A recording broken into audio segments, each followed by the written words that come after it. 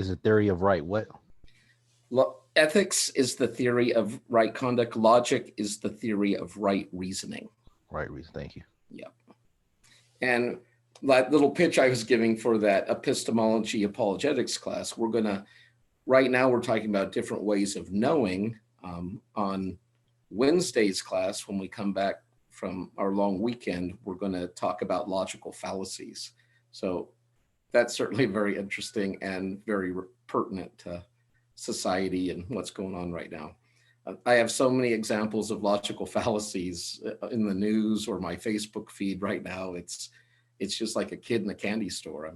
I'm trying to keep track so I can use them for examples in class. I may have to block out some names to protect the guilty, but logical fallacies. So anyways, ethics is the theory of right conduct. And then morality is the application of ethics. So that's the way I'm going to try to use those two words, even though ethics and morality often are used as synonyms.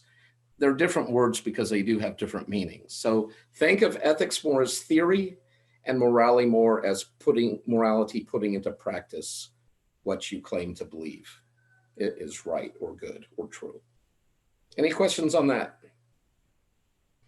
It would be the difference between maybe like an architect or engineer who went and studied the theory behind weight loads and proportions and all those sorts of concepts. But morality would be like the carpenter or the construction worker actually putting those ideas into practice, building something up. And so that's how I look at the difference between ethics and morality.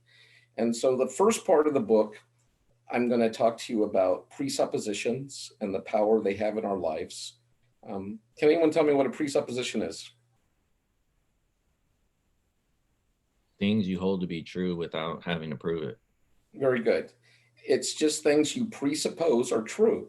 And we normally get presuppositions by our culture. And there's a fancy word for it. It's called enculturation.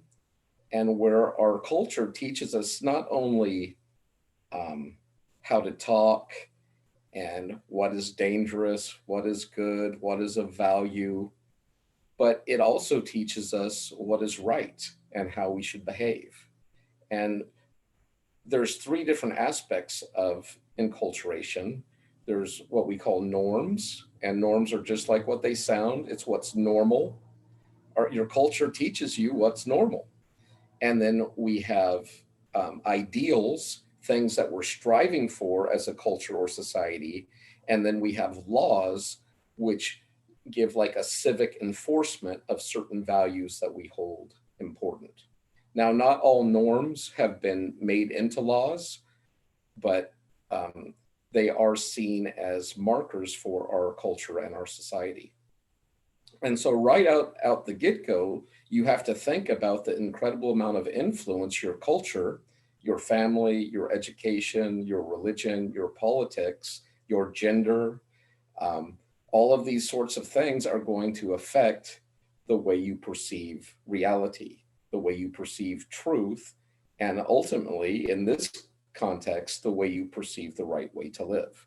So part of being a critical thinker is you have to analyze your own biases and presuppositions first before you even come to the subject of which you want to explore, because you're going to have to hold those in check and say, oh, right, do I believe this because of how I was brought up, or because of what my mama said, or because of what my pastor said, or my professor said, or why am I holding this particular point of view as valid or true?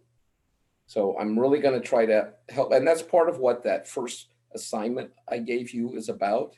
It's kind of helping you write out your presuppositions so you can kind of see your starting point and then compare it at the end of the class and see if any of those have changed.